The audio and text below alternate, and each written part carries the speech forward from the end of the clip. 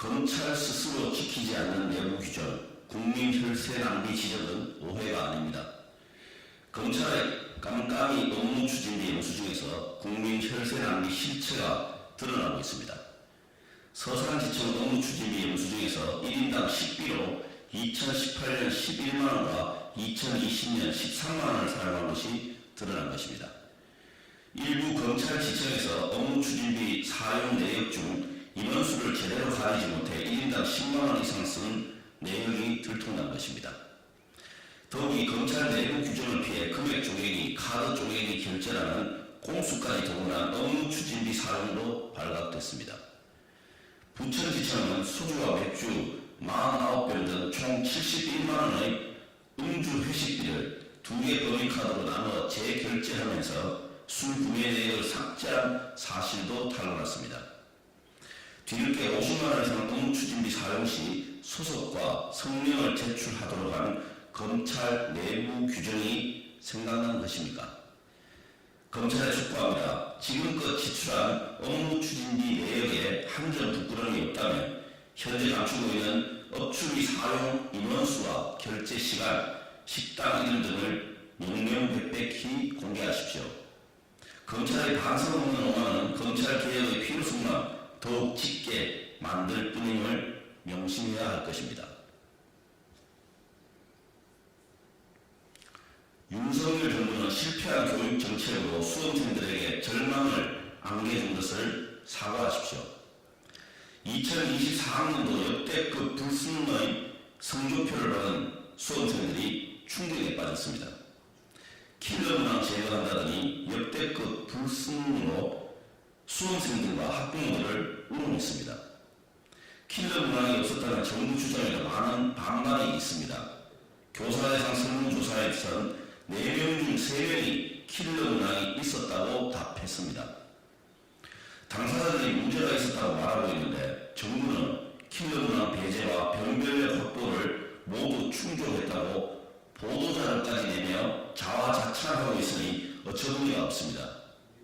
심지어는 수능 유일 만점자와 표준점수 수석 모두 강남 입시학원 출신 재수생인 것으로 확인되었습니다. 그렇게 킬러 문항 키를 외쳐대며 교육계 카르텔을 없애고 사교육을 경감하겠다더니 목표 달성은커녕 학생들 불안함 조성에 사교육 수용한 부추긴 것 아닙니까? 윤석열 대통령의 무책임한 졸속 입시 정책 덕분에 카르텔을 없애기는커녕 재수학원, 입시학원이 더욱 문정성실을 이루게 생겼습니다. 검찰 시절부터 수능 문제를 매년 검토해 교육 전문가 못지않은 지식을 가졌다던 대통령이 수능이 어려우면 사교육이 늘 거라는 기본적인 예측은 하지 못했습니까? 이번 사태는 100년치 대계를 대통령 마음대로 조변 섞게 한 결과입니다.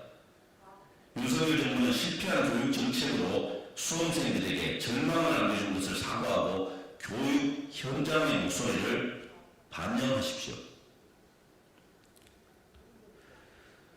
음주운전과 폭력에 대한 대통령과 정부의 인식 수준부터 검증해야 하는 것 아닙니까? 강도영 해양수산부 장관 후보자가 음주운전과 폭력 전과가 있는 것으로 드러났습니다.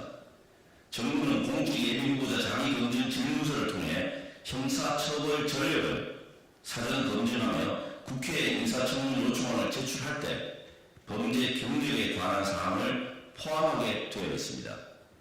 즉 윤석열 정부는 강 후보자의 범죄 사실을 알고도 추천한 것으로 무책임을 넘어 대놓고 국민을 무시한 것입니다.